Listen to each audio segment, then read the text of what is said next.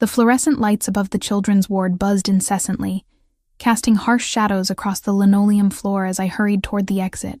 My sneakers squeaked against the polished surface with each step, a sound that had become as familiar as my own heartbeat over the past 18 months. The smell of antiseptic and floor cleaner clung to my scrubs, but beneath it lingered something sweeter. The strawberry shampoo I'd used to wash Lucas's hair this morning before his chemotherapy session. 11 hours. That's how long my shift had been today, and my feet screamed in protest as I pushed through the heavy glass doors into the Brooklyn night. The cool October air hit my face like a slap, carrying with it the scent of exhaust fumes and something that might have been rain. I pulled my worn cardigan tighter around my shoulders, the fabric thin from too many washes, but still soft against my skin. The parking garage stretched before me, dimly lit and mostly empty at this hour. My Honda Civic sat in the same spot where I'd left it that morning, looking as tired as I felt. As I fumbled for my keys, my phone buzzed against my hip. A text message. My heart clenched as I recognized the number. One I'd been dreading to see. "Time's up, nurse. $43,000. Tonight. You know what happens if you don't pay."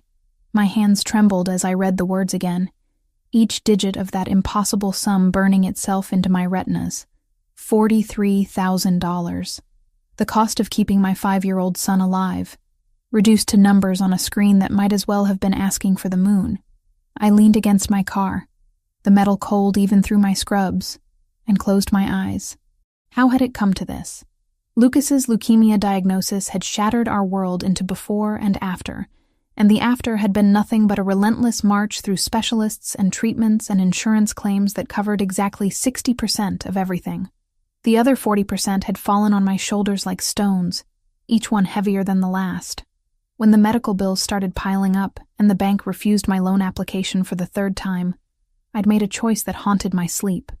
Vince Caruso and his men weren't the kind of people you borrowed money from if you had any other option.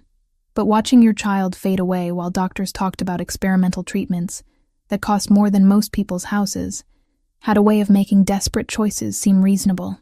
"Mommy, are the bad men going to come to our house again?" Lucas had asked me just 2 weeks ago. His green eyes, so much like mine, wide with the kind of fear no 5-year-old should carry. I'd smoothed his dark hair and promised him they wouldn't, but we both knew I was lying. Another buzz, another text. "Corner of 5th and Industrial, 1 hour, come alone. Industrial District." Even the name sounded ominous. It was the part of Brooklyn where legitimate businesses went to die, replaced by warehouses and auto shops that stayed open too late and asked too few questions. Not the kind of place a 26-year-old pediatric nurse should be walking around at 11:30 at night. But what choice did I have? The late shift at the hospital paid time and a half. And every dollar mattered when you owed money to men who collected debts with baseball bats and tire irons. Mrs. Chen from 4B was watching Lucas tonight like she had so many other nights, her kind eyes never judging me for the hours I kept, or the shadows under my eyes that makeup couldn't hide anymore. I started the car, the engine coughing to life with a sound that reminded me it needed maintenance I couldn't afford. The radio crackled with static as I pulled out of the parking garage, the city lights blurring into streaks of gold and red as my eyes filled with unshed tears. Crying was a luxury I couldn't afford right now. I needed to be strong. Needed to find a way to negotiate with Vince.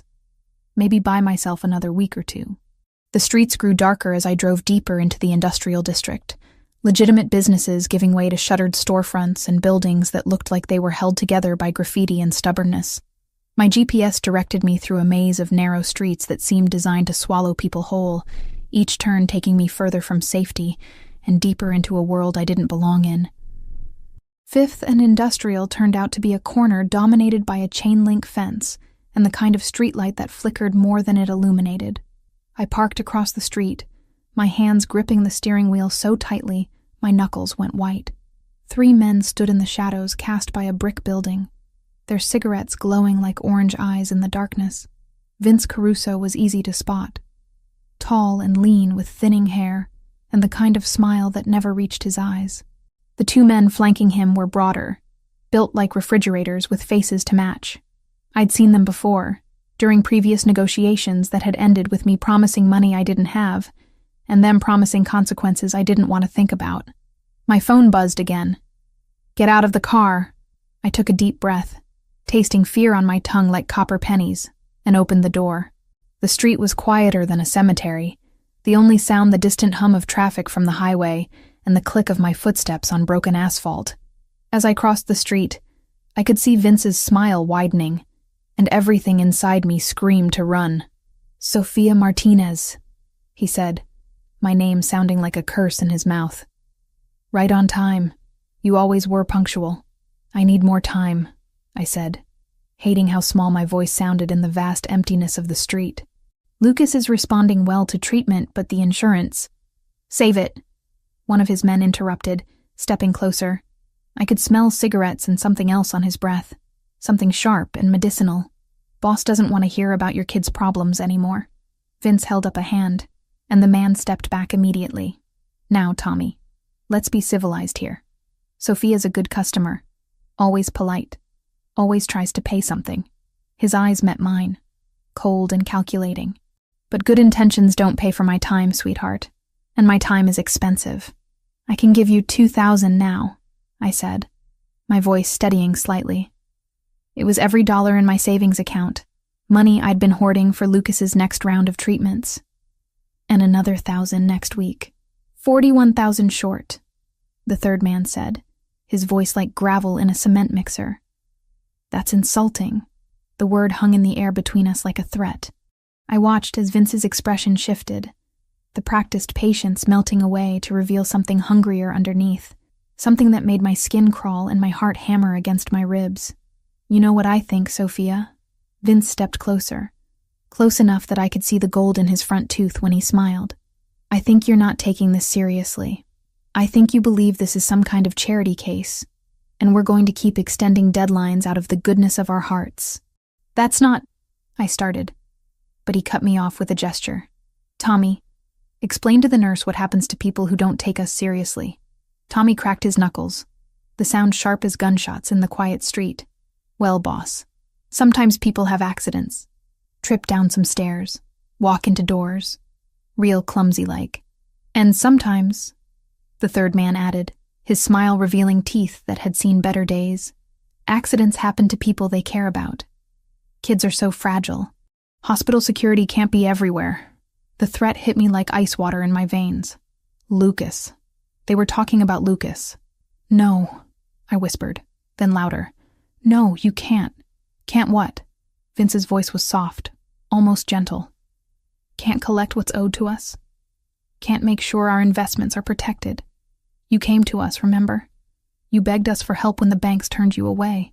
He was right.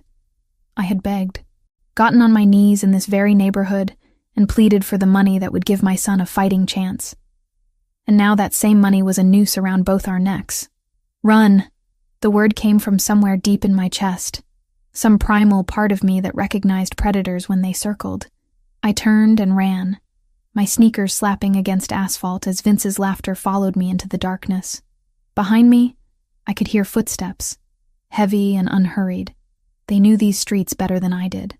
They knew there was nowhere to go. I rounded a corner and slammed into something solid, a chest that felt like a brick wall. Strong hands gripped my shoulders, steadying me as I stumbled backward, my heart hammering so hard I could hear it in my ears. "Please," I gasped, looking up at the stranger who'd caught me. "Please. They're going to hurt my son." I woke to sunlight streaming through windows that were definitely not mine. The bed beneath me was softer than anything I'd ever slept on.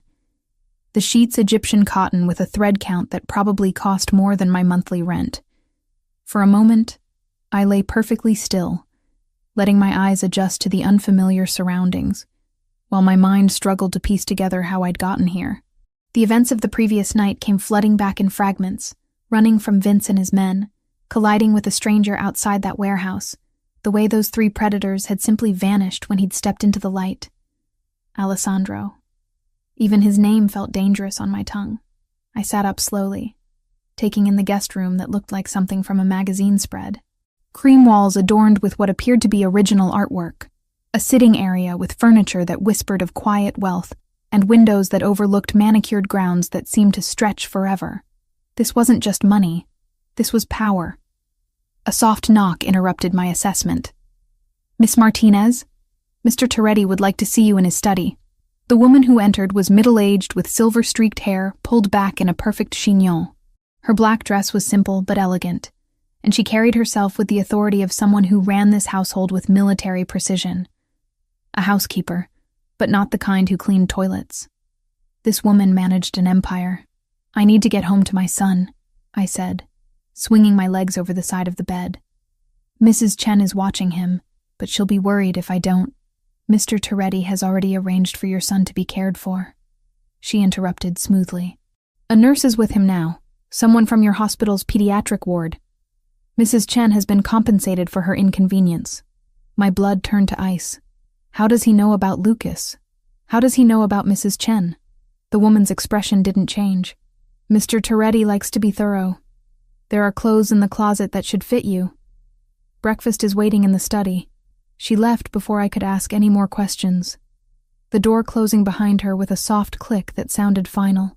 I stumbled to the window, pressing my palms against the glass as I stared out at gardens that belonged in Versailles. Where was I? How long had I been here? The closet she'd mentioned contained an array of women's clothing, all in my size, all with designer labels that made my eyes water. I selected the most conservative option I could find, a pair of dark jeans and a cream sweater that probably cost more than I made in a week, and tried not to think about how he knew my measurements. The hallway outside my room was a study in understated elegance. Marble floors gleamed under crystal chandeliers, and the walls were lined with paintings that looked like they belonged in museums. My footsteps echoed despite my best efforts to walk quietly, the sound announcing my presence to anyone who might be listening.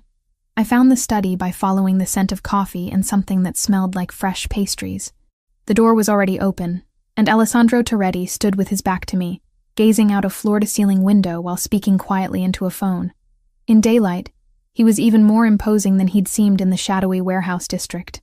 He was tall, easily 6'3", with the kind of build that came from discipline rather than genetics. His black hair was perfectly styled, and even from behind, I could see the expensive cut of his charcoal suit. When he turned to acknowledge my presence, I was struck again by those eyes. Blue so dark they were almost navy, sharp and assessing in a face that could have been carved from marble. "Sophia," he said, ending his call with a word in what sounded like Italian. "I trust you slept well. Where is my son?" The words came out sharper than I'd intended, but I was past caring about politeness. "You had no right to ensure his safety?" Alessandro gestured to a leather chair positioned across from his desk. "Please sit. We have much to discuss. I want to see Lucas. Now." Instead of responding, he opened a manila folder on his desk and began reading aloud. "Sophia Martinez, 26 years old. Pediatric nurse at Brooklyn Children's Hospital for 4 years. Mother to Lucas Martinez, age 5. Diagnosed with acute lymphoblastic leukemia 18 months ago. Father unknown. Listed as such on the birth certificate." My mouth went dry. "Stop. You live in a 1-bedroom apartment on Maple Street. Rent $1,400 monthly. Currently 2 months behind. Your son receives chemotherapy every Thursday at 9 a.m., covered partially by your hospital insurance.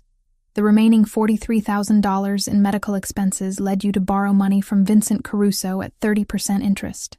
He looked up from the file, those unsettling eyes meeting mine. "Shall I continue? How do you know all this?" I whispered. "I make it my business to know everything about people who enter my life," he said simply. "Even accidentally." A silver tray sat on a side table, laden with coffee, fresh fruit, and pastries that looked like they'd been crafted by angels. My stomach growled audibly.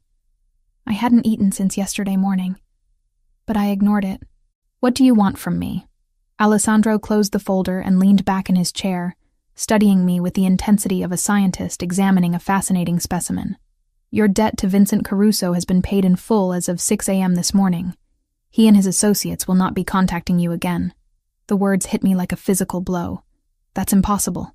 $43,000, nobody just—" I did. He stood and walked to a bar cart in the corner, pouring amber liquid into a crystal glass despite the early hour. "Consider it an investment." "In what?" "In you." He took a sip of what smelled like very expensive whiskey, and returned to his position behind the desk. "I have need of someone with your particular skills, Miss Martinez. Medical training, discretion, and most importantly, no connections to my usual circle of associates." Understanding dawned like ice water in my veins. "You want me to be your personal nurse, for when your people get hurt and can't go to hospitals, among other things." His smile was slight but genuine. "You would be well compensated, of course. $50,000 per month plus full medical coverage for both you and Lucas. The best specialists, the most advanced treatments available anywhere in the country. $50,000. The number echoed in my head like a gunshot. In a year, I could save enough to never have to worry about Lucas's medical bills again. In 2 years, I could give him everything he'd never had. Security, education, a future that wasn't constantly threatened by bankruptcy. What would I have to do? I asked, hating myself for even considering it. Provide medical care when needed. Accompany me to certain social functions when appropriate. Live here, in this house, where you and Lucas would be completely safe. Live here? I looked around the opulent study, at the paintings worth more than most people's houses, at the man who commanded enough respect to make loan sharks disappear with a phone call. As what? Your employee? Your prisoner? As someone under my protection, he said quietly. The world I inhabit is dangerous, Sophia. By accepting my help last night, you've already become part of it.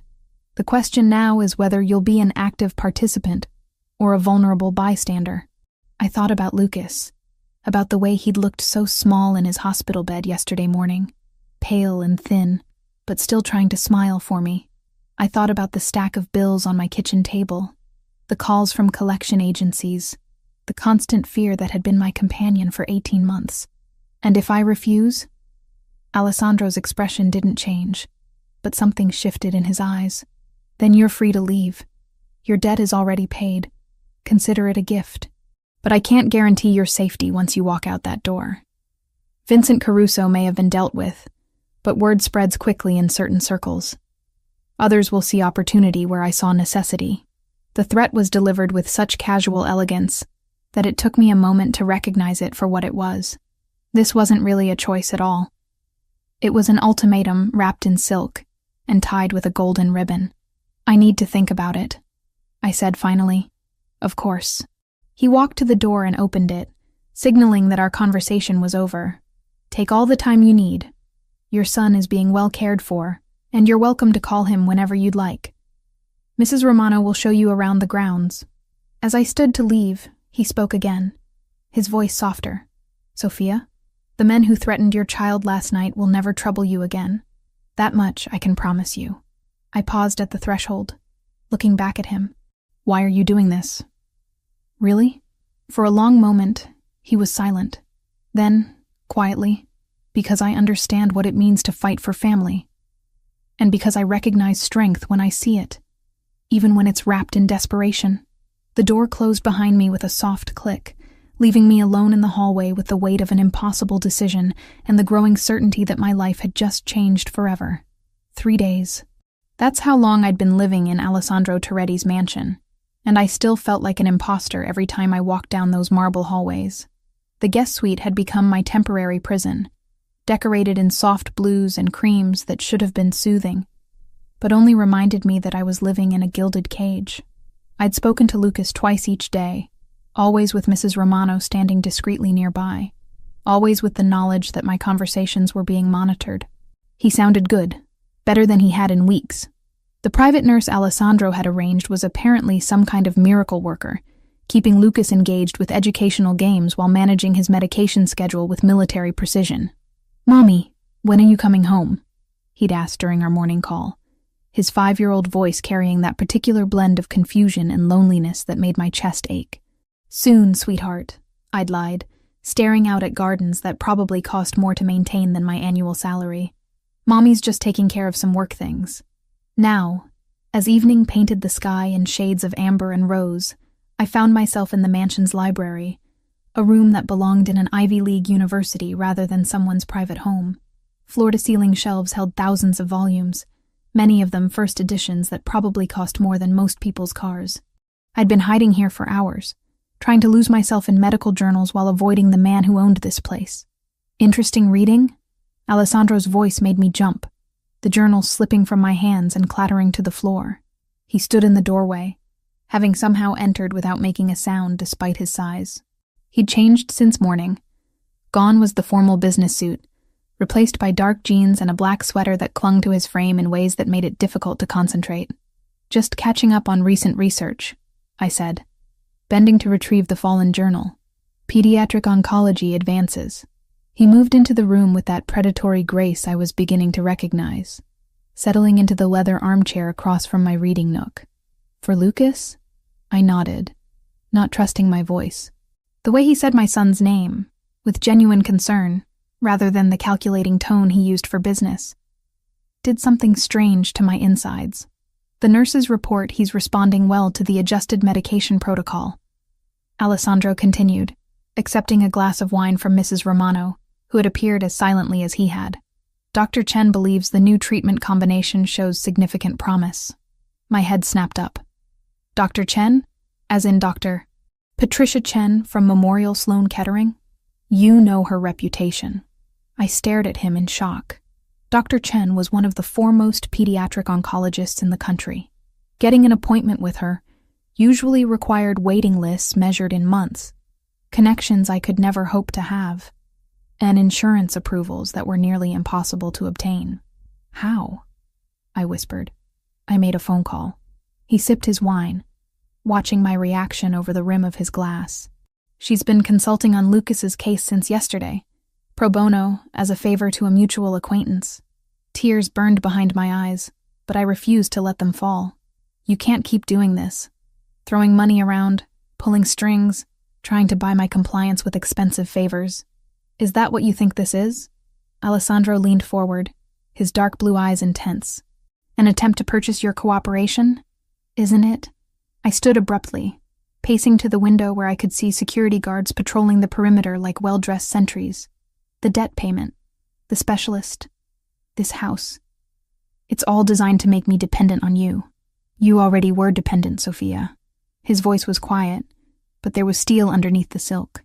"The only difference is that now your dependence ensures your son receives the best care possible, rather than whatever scraps your insurance company deigns to provide." I whirled to face him, anger flaring hot in my chest. "I was managing fine on my own." "Were you?" He stood as well, closing the distance between us in 3 long strides. "Borrowing money from loan sharks, working double shifts while your child underwent chemotherapy, lying awake at night wondering if you'd lose your apartment before you could save his life." Each word hit like a physical blow because they were true. Every single one of them. "That was my choice to make," I said through gritted teeth. "And this is mine." He was close enough now that I could smell his cologne. Something expensive and masculine that made my treacherous body respond in ways it shouldn't. "I choose to help. I choose to provide resources that you need. I choose to protect both you and Lucas from the wolves circling outside these walls." "Why?" The question came out as barely more than a whisper. "You don't know me. You don't owe me anything. So why are you doing this?"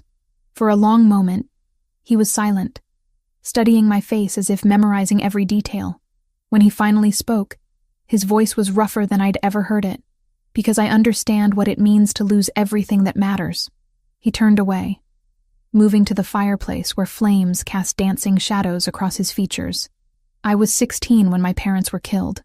Car bomb, planted by the Kaczynski family during a territorial dispute that had been simmering for years. My anger deflated like a punctured balloon, replaced by something that felt uncomfortably like sympathy. I came home from school to find police cars in our driveway and neighbors whispering behind their curtains." He stared into the fire, lost in memories that clearly still haunted him. "My father had been building something legitimate, trying to transition our family's interests away from the old ways. The Kaczynskis saw that as weakness." "Alessandro," I started, but he held up a hand. "I spent the next 18 years building an empire strong enough to ensure that what happened to my parents could never happen to anyone under my protection again. And I learned that sometimes the only way to save someone is to make choices they're not ready to make themselves." He looked at me then, and I saw something in those dark blue eyes that made my breath catch. Pain, yes, but also a fierce determination that was both beautiful and terrifying. "You remind me of him," He continued quietly. My father. The way you fight for Lucas, the sacrifices you make without complaint, the strength you show even when you're breaking apart inside. I recognize that kind of love because I watched it destroy and rebuild a man who was trying to create something better for his family. The admission hung in the air between us like a bridge neither of us was quite ready to cross. I should check on Lucas, I said finally, not trusting myself to respond to the vulnerability he'd just shown me. Of course. He moved to his desk, retrieving a small wrapped package. This came for you today. I took the package with trembling fingers, recognizing the childish scrawl of my son's handwriting on the brown paper. Inside was a drawing. Stick figures of a woman and a small boy holding hands under a rainbow, with I love you, Mommy, written in crayon across the top. He asked the nurse to help him mail it. Alessandro said softly, apparently he wanted to make sure you knew he was thinking about you. The tears I'd been holding back finally spilled over, hot tracks down my cheeks as I clutched Lucas's artwork to my chest. This man, this dangerous, powerful man who could end lives with a phone call, had ensured that a 5-year-old's gesture of love reached his mother when she needed it most. Thank you, I whispered. When I looked up, Alessandro was watching me with an expression I couldn't quite decipher, something intense and possessive, but also tender in a way that made my heart stutter. Sophia, he said, my name sounding like a prayer on his lips. There's something else we need to discuss. Before I could ask what he meant, Mrs. Romano appeared in the doorway, her usually composed expression tight with concern. Sir, there's been a development. Tommy called from the warehouse. Someone's been asking questions about Miss Martinez and her son. The warmth that had been building between Alessandro and me vanished instantly, replaced by the cold professionalism I'd seen that first night. His entire demeanor shifted, the vulnerable man who'd shared his painful history disappearing behind a mask of controlled authority. What kind of questions?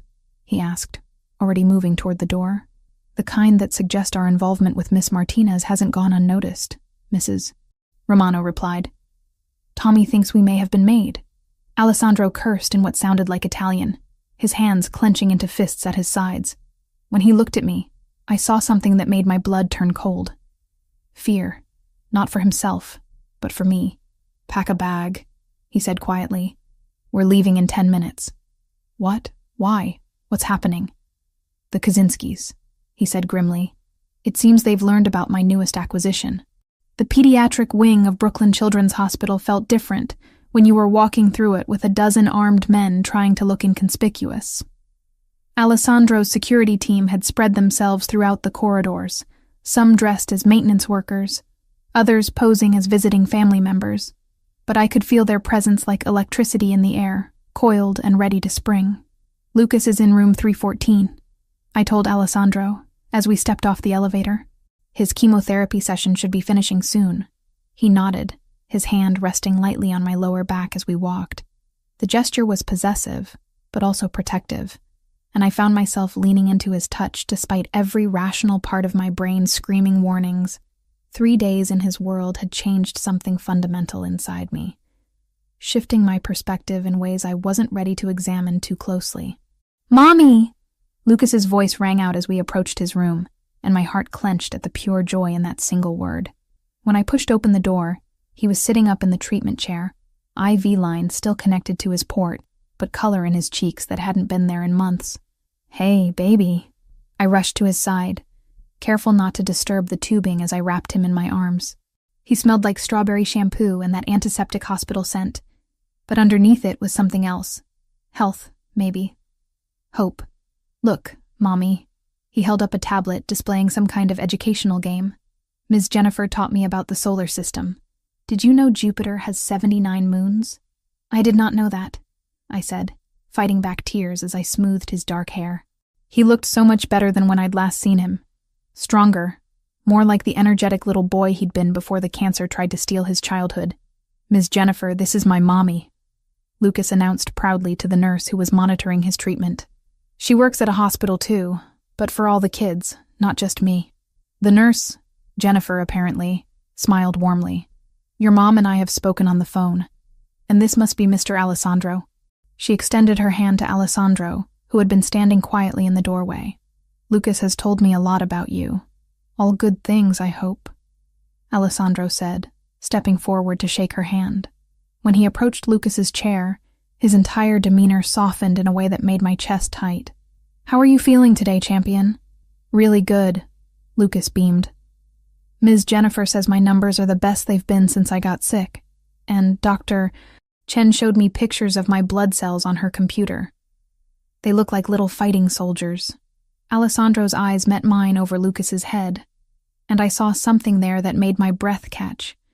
Genuine affection for my son, not the calculated interest of someone playing a part, but real warmth. That's wonderful news, Alessandro said, crouching down to Lucas's eye level. Dr. Chen is one of the best doctors in the world. If she says your soldiers are winning, then they are. Are you my mommy's boyfriend?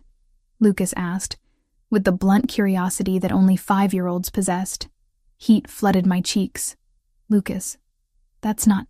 He's a friend, Alessandro said smoothly.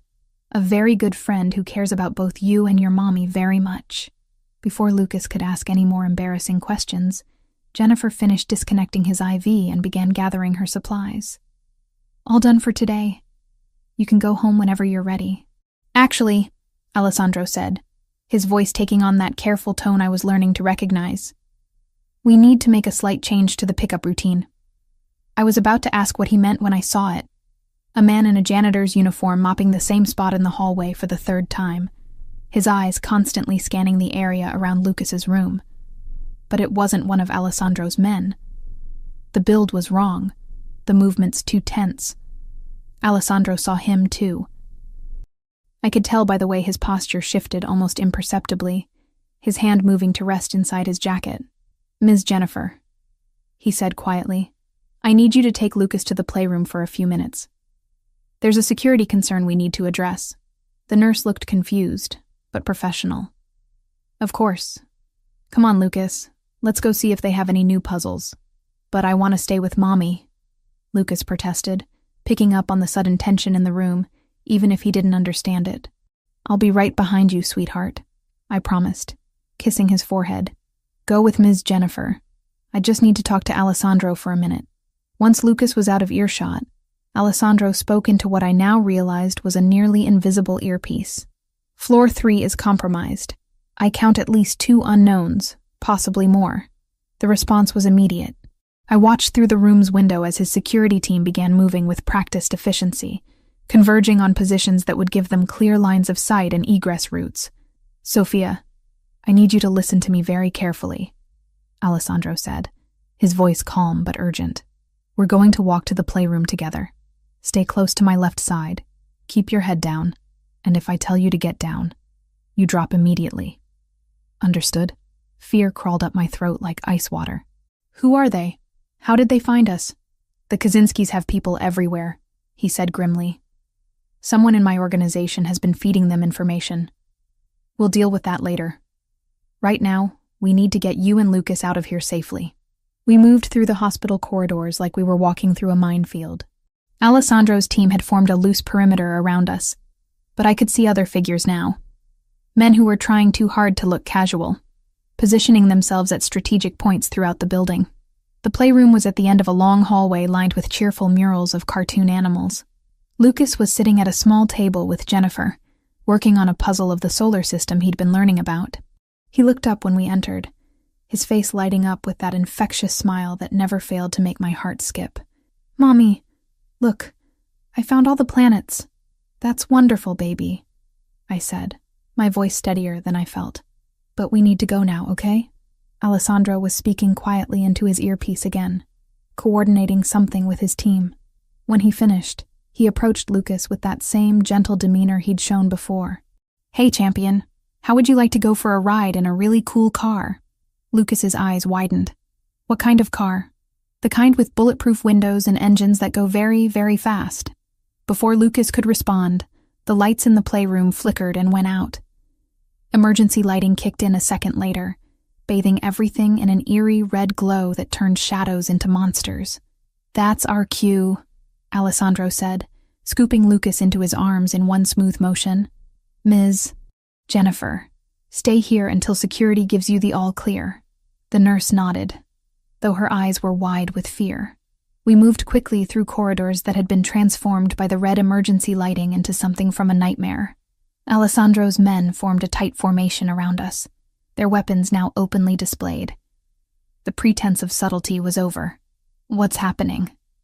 Lucas asked, his arms tight around Alessandro's neck. "Just a little adventure," Alessandro said calmly, though I could see the tension in his jaw. "Remember how we talked about superheroes? Well, sometimes they have to protect people from bad guys. Are you a superhero?"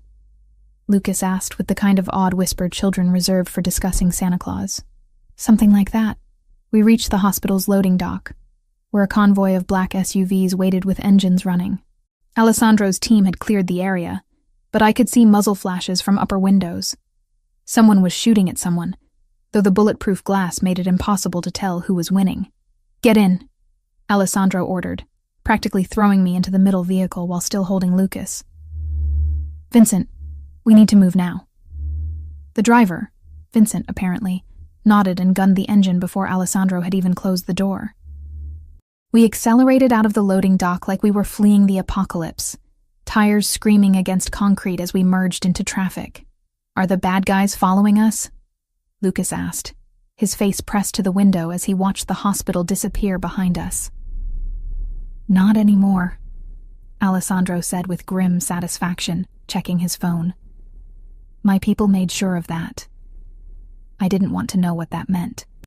As we drove through Queens toward whatever safe house Alessandro had prepared, he made a series of phone calls in rapid-fire Italian.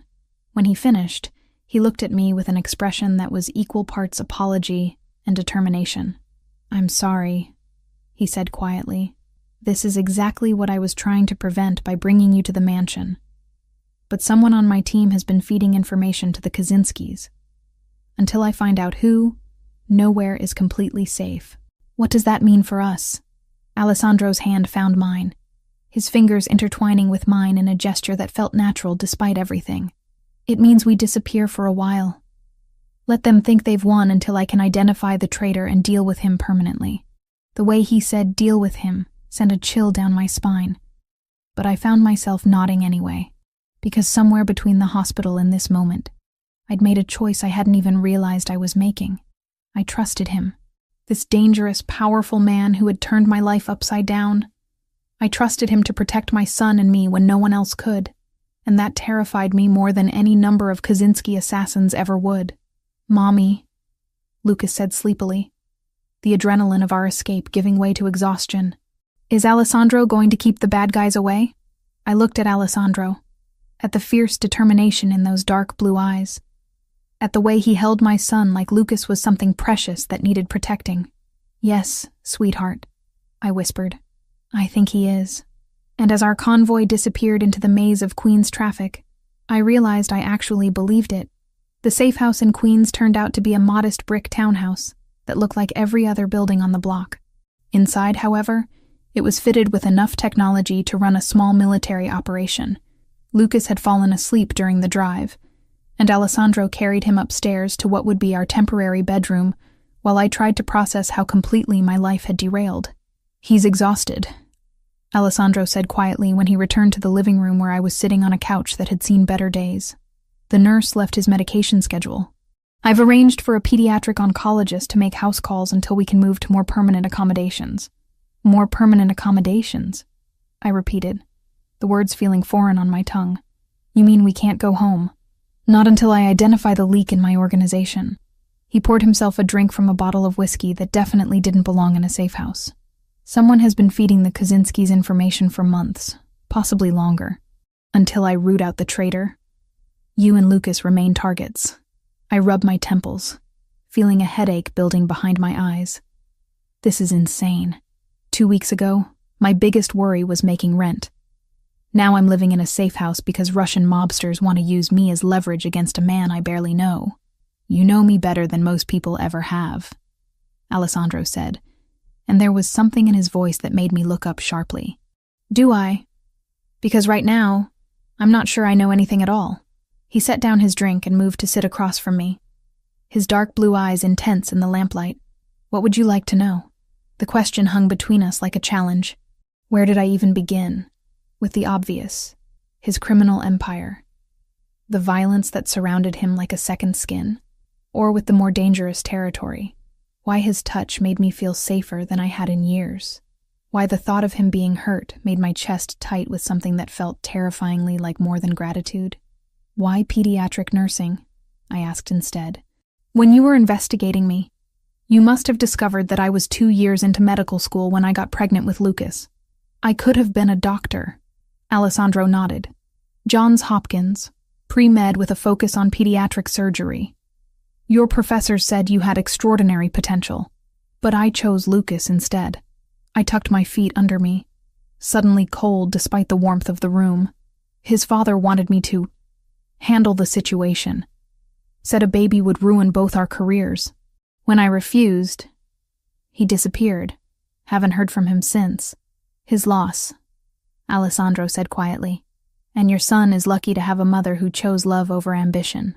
Some days I wonder if I made the right choice, I admitted, the words slipping out before I could stop them. If I'd become a doctor, maybe I could have afforded his treatment without having to borrow money from loan sharks. Maybe I could have given him a better life. You gave him the most important thing, a mother who would sacrifice everything for him. Alessandro leaned forward, his elbows resting on his knees. I never had that. My mother died when I was 8. Car accident on a rainy night. After that, it was just my father and me.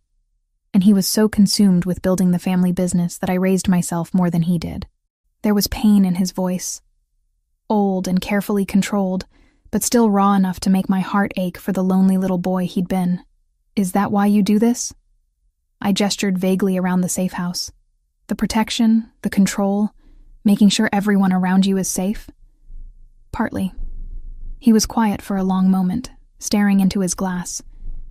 But mostly because I learned that the world is full of predators, and the only way to protect the people you care about is to be more dangerous than anything that might threaten them. The admission settled between us like a bridge I wasn't sure I was ready to cross, because hidden in those words was an implication that made my pulse quicken, that he cared about me, about Lucas, that we weren't just obligations or strategic assets, but people he genuinely wanted to protect. I need some air, I said abruptly, standing and heading for what I hoped was a back door. The small garden behind the townhouse was overgrown and neglected, but it offered the illusion of privacy and space I desperately needed. I sat on a wooden bench that wobbled under my weight and tried to make sense of the chaos my life had become. The back door opened behind me, and I knew without looking that Alessandro had followed. He moved to stand beside the bench, not sitting but close enough that I could smell his cologne, that expensive masculine scent that had become oddly comforting. In my line of work, he said quietly, emotional attachments are considered weaknesses, vulnerabilities that enemies can exploit. Then why risk it? I asked, not looking at him. Because some things are worth the risk. The simple statement made my breath catch. When I finally looked up, he was watching me with an expression that was equal parts hunger and tenderness, a combination that should have been impossible, but somehow worked on his sharp features. Alessandro. I started, but he shook his head. You don't have to say anything. I know the situation is complicated enough without adding personal feelings to the mix. And if the feelings are already there, the words slipped out before I could stop them, and I immediately wanted to take them back. His eyes darkened, and he sat down beside me on the bench, close enough that our thighs touched. Then we're both in more danger than I thought. Before I could respond, his phone buzzed with an incoming call. Alessandro glanced at the screen and cursed under his breath. I have to take this, he said, answering with a sharp, what? I couldn't hear the other side of the conversation, but I watched Alessandro's face go through a series of expressions. Surprise, anger, and finally something that looked like cold fury. Are you certain? He asked, his voice deadly quiet. How long has this been going on? Another pause. Then, bring him to the warehouse. I want to handle this personally. He ended the call and sat staring at his phone for a long moment before speaking. They found the leak, he said finally. Who was it? Alessandro's jaw tightened. Tommy Marconi, my lieutenant for 10 years. Someone I trusted with my life, with my secrets, with knowledge of everyone under my protection. The betrayal in his voice was devastating to hear. This wasn't just about business or territory. This was personal. Someone Alessandro had considered family had been selling information to his enemies, putting not just him at risk, but everyone who depended on him for protection, including me, including Lucas. What happens now? I asked. Now, Tommy pays for his betrayal. Alessandro stood, and I could see the transformation happening in real time. The man who had shared his painful history with me, disappearing behind the mask of someone capable of terrible things. And then, we make sure the Kaczynskis understand the cost of threatening what's mine. The possessive pronoun sent a shiver down my spine that had nothing to do with fear. I should go, he continued, checking his weapon with practiced efficiency. Vincent will stay here with you and Lucas. There are 2 other men positioned around the block, and the house has a state-of-the-art security system. You'll be safe. And you? The question came out more vulnerable than I'd intended. Alessandro paused at the back door, looking over his shoulder at me. I'll come back, he said simply. I promise you that. After he left, I sat in the garden for a long time, listening to the distant sounds of city traffic and trying to process everything that had happened. Somewhere upstairs, my 5-year-old son was sleeping peacefully, unaware that his life had become the center of a war between criminals who saw him as nothing more than leverage. But to Alessandro, Lucas was more than that. I'd seen it in the way he'd carried my son out of the hospital. The gentleness in his voice when he'd promised Lucas that the bad guys couldn't hurt him anymore. Alessandro Toretti, a man who commanded an empire built on fear and violence, had fallen for a sick little boy's courage and innocence, just like he'd fallen for his mother's desperation and determination to save that little boy at any cost. When I finally went back inside, Vincent was in the kitchen, cleaning a gun with the casual efficiency of someone who'd done it thousands of times before. He'll be back, Vincent said without looking up. Mr. Toretti doesn't make promises he can't keep. How can you be so sure? Vincent looked at me then, and I was surprised to see something like amusement in his eyes, because in 10 years of working for him, I've never seen him care about anything the way he cares about you and your son. And Alessandro Toretti would burn down half of Brooklyn before he'd let anything happen to the people he protects. I went upstairs to check on Lucas, who was sleeping curled around a stuffed dinosaur that I didn't recognize. Probably something Alessandro had thought to bring from the hospital. My son looked so peaceful, so normal, that it was hard to believe we were hiding from people who wanted to use him as a weapon. As I sat watching Lucas sleep, I realized that somewhere in the space between desperation and safety, between gratitude and something deeper, I'd stopped fighting the truth that had been building inside me for days. I was falling in love with Alessandro Toretti, and that terrified me more than any threat the Kaczynskis could make. Alessandro didn't come back that night, or the next day. By the time 48 hours had passed without word, I was pacing the safe house like a caged animal, jumping at every creak of the old building's settling bones. Vincent maintained his post with professional calm, but I caught him checking his phone more frequently as the hours stretched on. This is normal, he assured me when he found me staring out the living room window for the 100th time. Sometimes these things take longer than expected. What things? I demanded. What exactly is he doing? Vincent's expression shuddered. Nothing you need to worry about. But I was worrying. I was worrying about what Alessandro might be doing to Tommy Marconi, what the Kaczynskis might be planning in retaliation, and most dangerously, what it meant that my heart clenched with genuine fear every time I thought about Alessandro being hurt. Lucas, thankfully, seemed oblivious to the tension. He'd adapted to our temporary living situation with the resilience that only children possessed, turning the safe house into his personal playground while maintaining his medication schedule with the help of Dr. Patterson, the pediatric oncologist Alessandro had somehow convinced to make house calls. Mommy, when is Alessandro coming back? Lucas asked on the 3rd morning, looking up from the tablet where he was playing an educational game about marine biology. Soon, sweetheart, I said, hoping I wasn't lying. Good. I want to show him the whale facts I learned. The simple statement twisted something in my chest. In less than a week, Alessandro had somehow become important to my son, not just as a protector, but as someone Lucas genuinely cared about, someone he looked up to and wanted to impress, just like his mother. I was still processing that uncomfortable truth when my phone rang. Alessandro's number flashed on the screen, and I answered so quickly I nearly dropped the device. Sophia.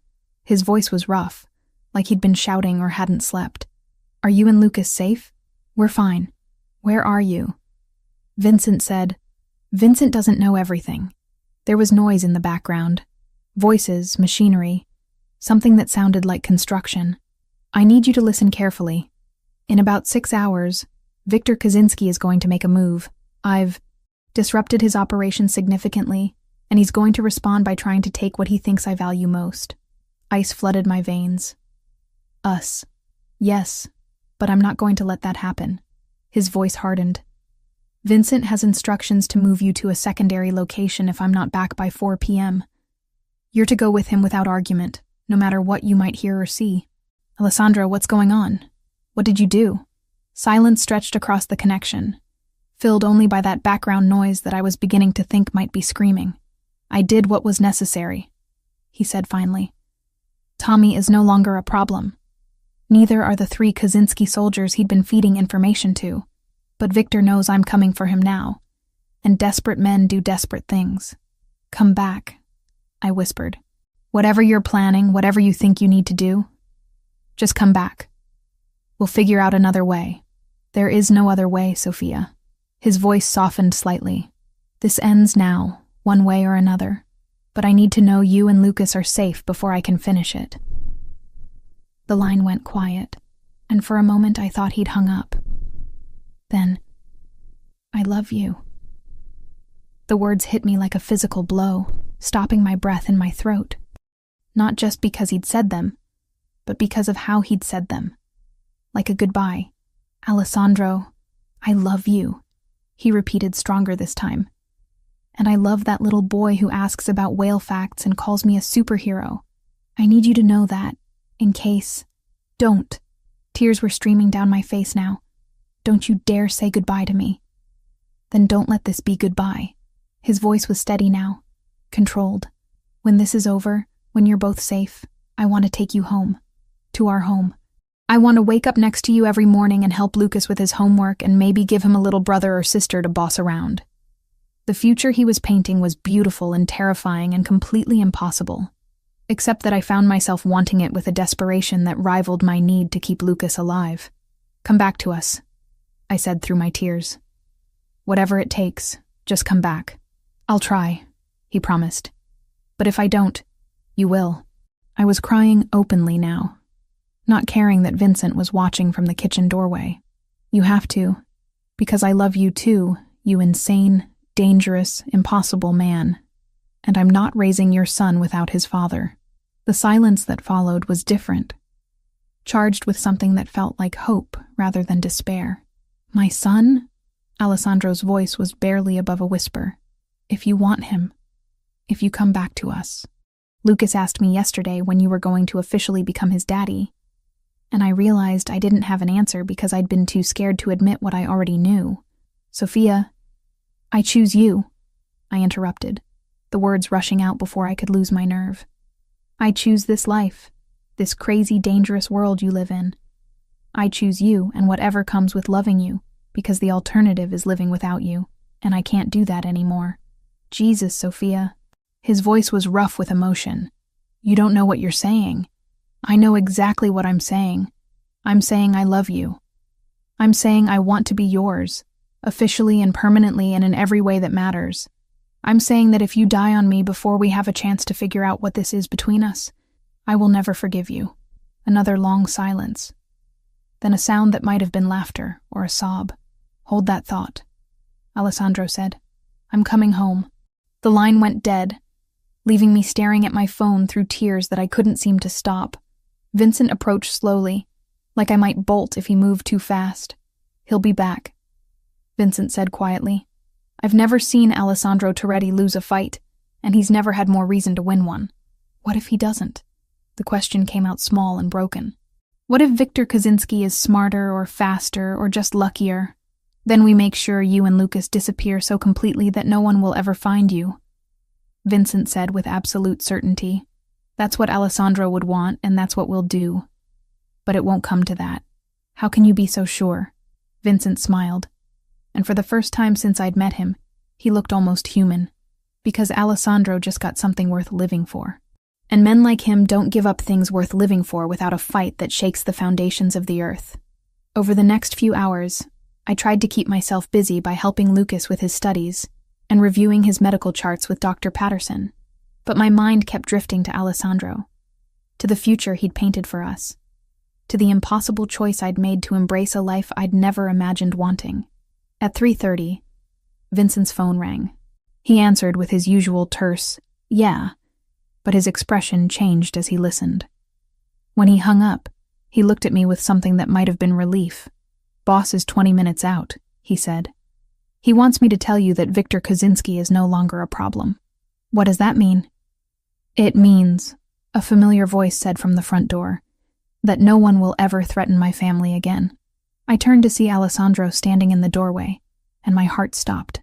He was alive, whole, and looking at me like I was the most precious thing in the world. His suit was torn and stained with something I didn't want to identify. There was a cut above his left eyebrow, and his knuckles were scraped raw. But he was here. He was home. "Alessandro!" Lucas launched himself across the room, and Alessandro caught him in an embrace that made my chest tight with emotion. "Hey there, champion. Did you take care of your mom while I was gone?" "I did, and I learned about blue whales. Did you know they're the biggest animals that ever lived?" "I did not know that," Alessandro said solemnly. "You'll have to tell me all about it."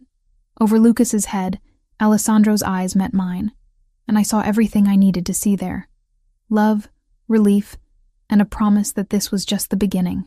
"Sophia," he said quietly, setting Lucas down but keeping one hand on my son's shoulder. "We need to talk." "Later," I said, moving toward him with purpose. "Right now, I just need to do this." I kissed him in front of Vincent and Dr. Patterson and my 5-year-old son, and I didn't care who was watching. Alessandro's arms came around me immediately, holding me against him like he was afraid I might disappear. "I kept my promise," he whispered against my lips. "I knew you would," I whispered back. "Now keep the rest of them." I should have known it wasn't over. In the world Alessandro inhabited, nothing was ever truly finished until every threat was buried 6 feet under. That lesson came crashing down on us 3 days after Victor Kaczynski's death, when Dr. Patterson failed to show up for Lucas's scheduled appointment. "He's never late," I told Alessandro, pacing the living room of our safe house while checking my phone for the 3rd time in 5 minutes. "Never. Something's wrong." Alessandro was already on his phone, speaking rapid Italian to what sounded like multiple people. When he finished his calls, his expression was grimmer than I'd seen since the hospital incident. "Dr. Patterson was taken from his apartment this morning," he said quietly. "Professional job. No signs of struggle, no witnesses. Security cameras mysteriously malfunctioned. Taken by who?" But even as I asked, I knew the answer. Victor had a brother, Dmitry Kaczynski. He's been operating out of Boston for the past decade, but apparently family loyalty runs deeper than territorial boundaries. My blood turned to ice. "He has Lucas's doctor."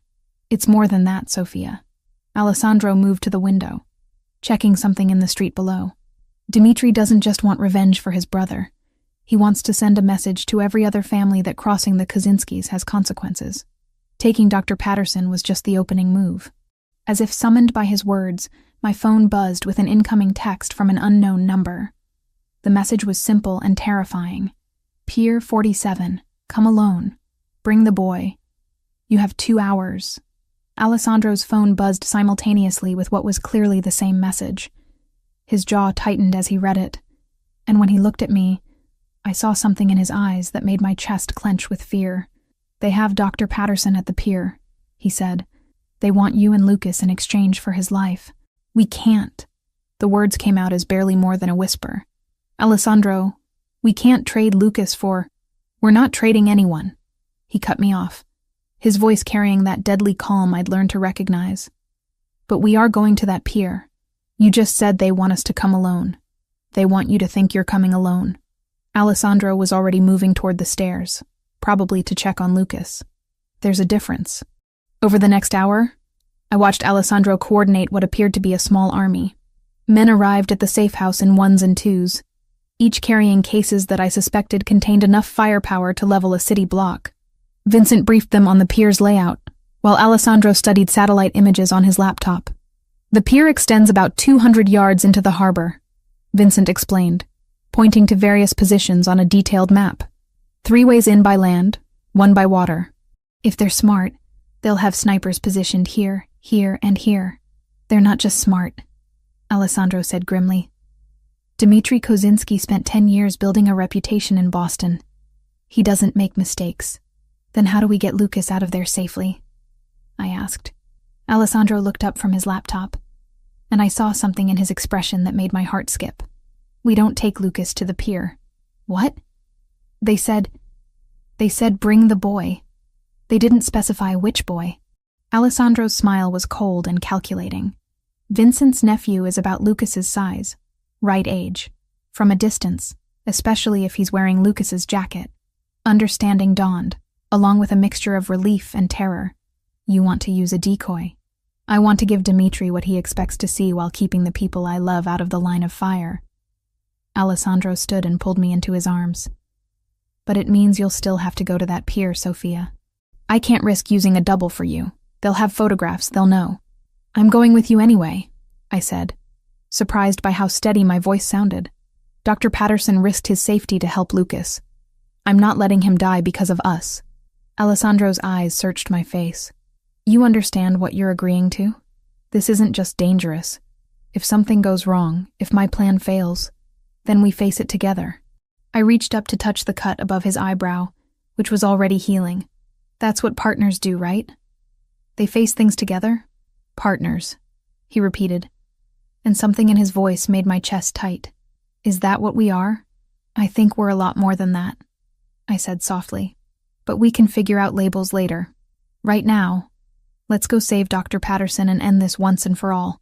The drive to the pier took 25 minutes through traffic that seemed designed to test my sanity. I sat in the passenger seat of Alessandro's Bentley, wearing a wire so thin I could barely feel it, and a bulletproof vest that felt like it weighed 100 pounds. Vincent's nephew, Tony, a brave 13-year-old who looked remarkably like Lucas from a distance, sat in the back seat wearing my son's favorite dinosaur jacket. Remember, Alessandro said for the 10th time, you follow my lead exactly. If I tell you to get down, you drop immediately. If I tell you to run, you run, and don't look back. And if something happens to you, nothing's going to happen to me. He squeezed my hand briefly. I have too much to live for now. Pier 47 stretched into New York Harbor like a concrete finger pointing toward the Statue of Liberty. At 7 p.m., it should have been bustling with tourists and evening fishermen. Instead, it was eerily deserted, except for a single figure standing at the far end. Dr. Patterson, tied to one of the support pillars with what looked like enough rope to secure a boat. I count 6 hostiles. Vincent's voice crackled through Alessandro's earpiece.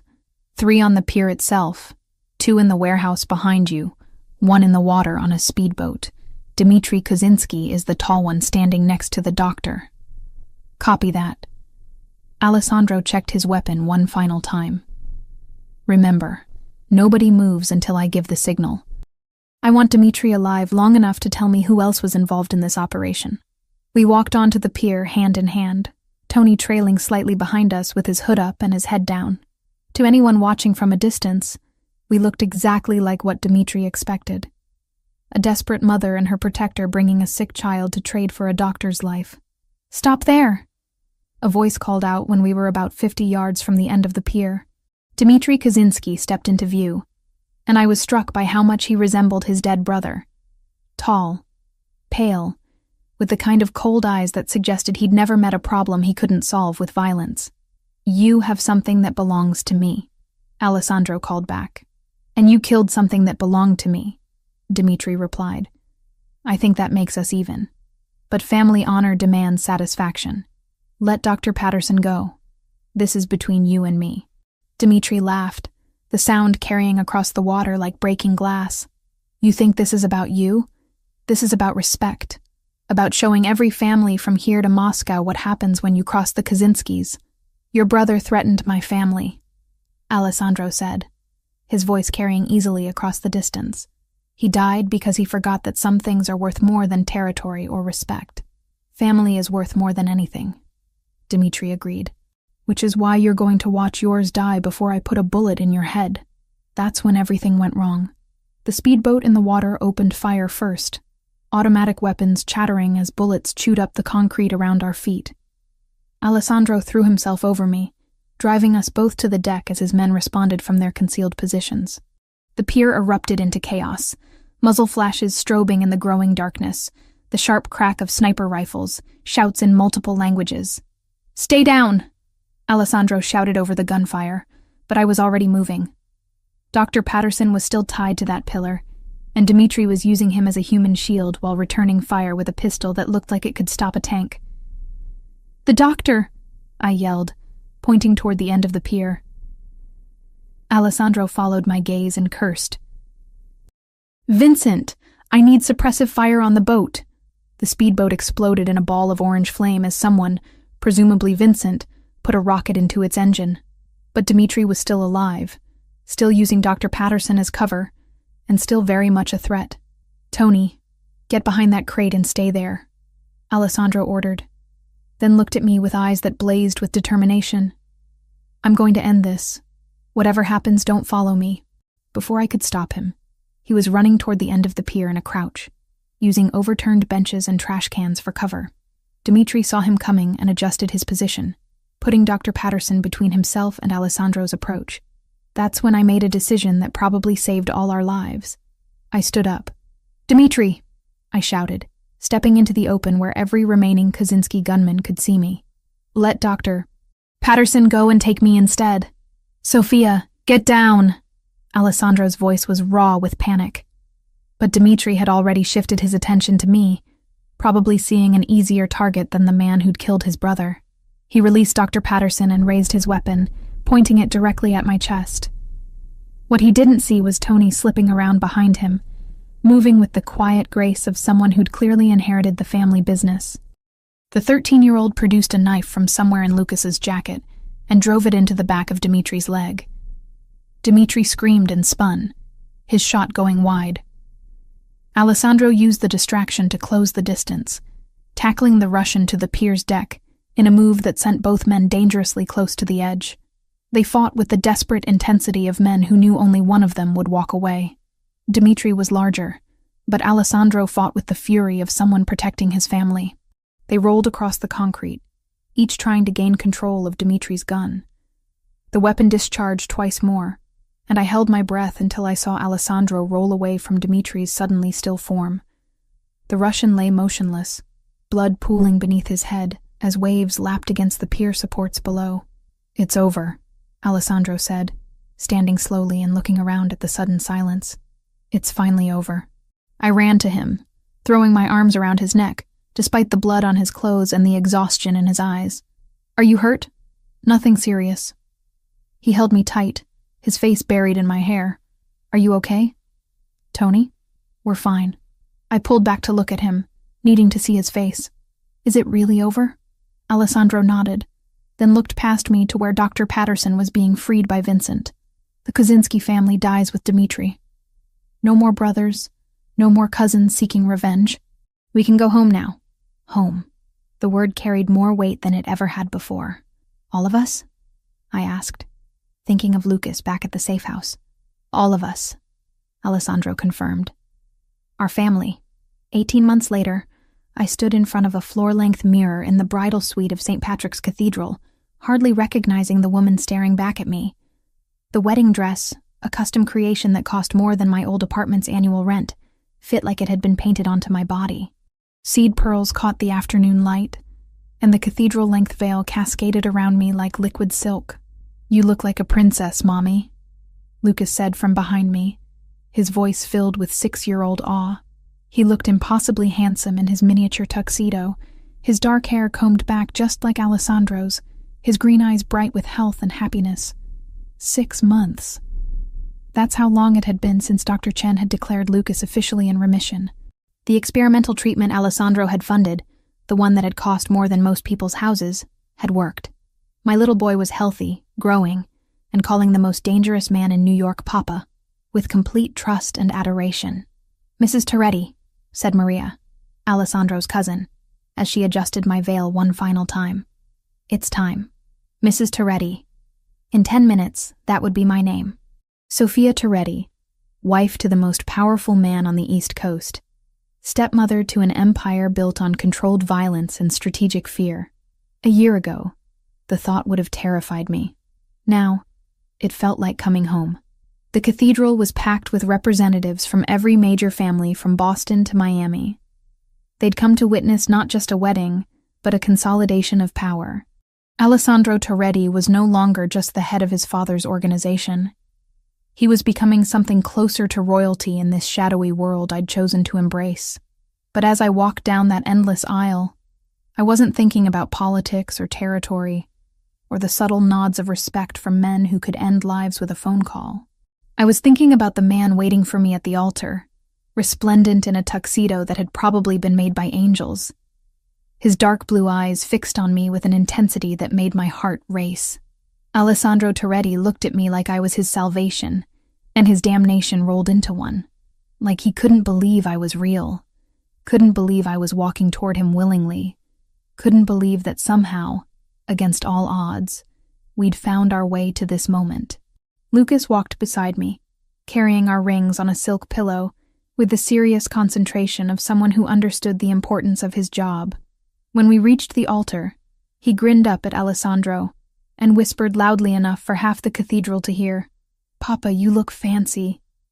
Alessandro's laugh was rich and genuine as he crouched down to Lucas's level. "So do you, champion. Are you ready to make this official? Are you going to be my real daddy now?" Lucas asked, his voice carrying that perfect childhood innocence. "I've been your real daddy since the day I met you," Alessandro said quietly. And I saw tears in the eyes of more than one hardened criminal in the front pews. Now it's just going to be legal. The ceremony itself was a blur of Latin phrases and traditions that stretched back centuries. But what I remembered, what I would carry with me forever, was the moment Alessandro slipped his grandmother's ring onto my finger. A perfect emerald surrounded by diamonds that had somehow survived 2 world wars and 3 generations of Toretti men. "With this ring," he said, his voice steady and sure, "I thee wed, and I promise to love, honor, and protect you and our son for as long as I draw breath. Our son, not my son or his stepson, but ours." The words settled into my chest like a homecoming. When the priest finally pronounced us husband and wife, Alessandro's kiss was soft and reverent, a promise rather than a claim, but I could feel the passion underneath, the barely leashed desire that had been building between us for months. Tonight, we would finally be truly together in every way that mattered. The reception was held at the Waldorf Astoria, in a ballroom that had been transformed into something from a fairy tale. Crystal chandeliers cast rainbow prisms across tables laden with flowers that probably cost more than most people's cars. The guest list read like a who's who of organized crime, but tonight they were just family and friends celebrating love. "So," said Vincent during the father-son dance, a tradition Alessandro had insisted on including for Lucas. "How does it feel to be the Queen of New York?" I watched my husband spinning our son around the dance floor, both of them laughing at something only they could hear, and felt something warm and perfect settle in my chest. "Like the luckiest woman alive," I said honestly. Later, during our first dance as husband and wife, Alessandro held me close and whispered in my ear, "Any regrets?" I looked around the ballroom at the faces watching us. Some friendly, some calculating, all respectful. These people now looked to me as their Don's wife, their first lady. I would help run charities that served as fronts for money laundering. I would host dinners where territorial agreements were negotiated over wine that cost more than cars. I would raise my son in a world where violence was always just under the surface, where bodyguards would be as much a part of his childhood as birthday parties and soccer games. "None," I said, surprising myself with how true it was. "You? Only that it took us so long to get here," Alessandro murmured against my hair. 3 years later, I sat in the boardroom of the Toretti Foundation, a legitimate charity organization that provided medical care to underprivileged children throughout the city. My charity, my vision made real with Alessandro's resources and connections. The new pediatric wing at Mount Sinai is officially open, reported Dr. Chen, who now served as our medical director. We've already treated 47 children this month alone, including 12 pro bono cases. What about the research grant applications? I asked, reviewing the quarterly reports spread across the conference table. Approved, said Michael Romano, our CFO and Mrs. Romano's son. The Martinez Foundation for Pediatric Cancer Research is now fully funded for the next 5 years. The Martinez Foundation, named after my maiden name, dedicated to ensuring that no parent would ever have to choose between their child's life and financial ruin. It was Alessandro's wedding gift to me. $10 million to start, with a promise of unlimited funding as long as children needed help. Excellent. What about the new clinic in Queens? As we reviewed plans for expanding our medical outreach, I felt a familiar flutter in my abdomen. 7 months along, and our daughter was already making her presence known. Isabella Rose Toretti, named after Alessandro's grandmother and the flower I'd been holding when we first met. You should be resting, Alessandro said from the doorway, having arrived to collect me for lunch as he did every day.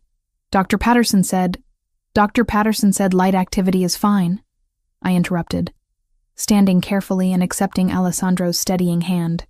Besides, someone has to keep track of all the good we're doing with your ill-gotten gains. Legitimately invested gains, Alessandro corrected with a smile that had become even more devastating over the years. Some of us have gone respectable, Mrs. Toretti. It was true, mostly. Alessandro's business interests had slowly shifted toward legitimate enterprises, real estate development, restaurant chains, technology investments.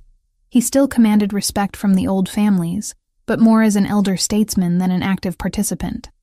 The transition hadn't been easy, but having a family to protect had motivated changes that years of law enforcement pressure never could. Mama, Papa! Lucas burst through the boardroom doors with the enthusiasm of a healthy 9-year-old. He'd grown tall and strong, his cancer now nothing more than a distant memory and regular checkups. Mrs. Patterson says dinner's ready. Mrs. Patterson, Dr. Patterson's wife, had become our housekeeper after we'd moved to the new house in the Hamptons. The sprawling estate was a far cry from both my old apartment and Alessandro's Manhattan mansion.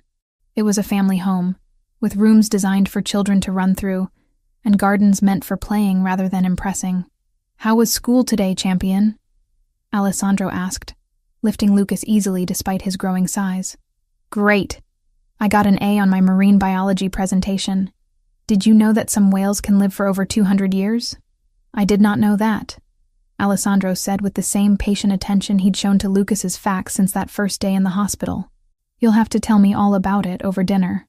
As we drove home through the Long Island countryside, Lucas chattering about his day while Alessandro listened with the focused attention he usually reserved for business meetings, I reflected on the journey that had brought us here.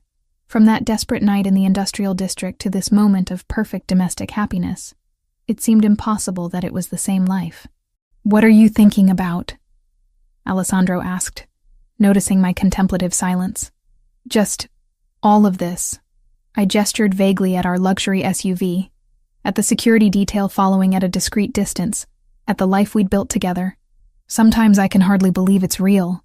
It's real, Alessandro assured me, his hand finding mine across the center console. And it's ours. All of it. The good, the complicated, the beautiful. Ours. That night, after Lucas was tucked into bed with a new book about ocean life, Alessandro and I sat on our terrace overlooking the gardens where our son played every day. The sun was setting over the Sound, painting the sky in shades of gold and crimson that would have made me cry if I weren't already so perfectly happy. Any regrets? Alessandro asked, echoing the question from our wedding night. I placed his hand on my rounded belly, where our daughter was performing what felt like acrobatics.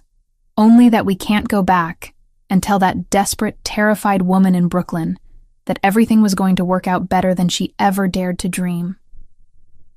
She wouldn't have believed us, Alessandro said with a smile. No, I agreed, laughing. She definitely wouldn't have. In the distance, Lucas's laughter carried on the evening breeze as he played with the neighbor's dog in our perfectly manicured garden. Security guards patrolled the perimeter with weapons hidden beneath expensive suits. My husband's empire continued to generate wealth through increasingly legitimate means.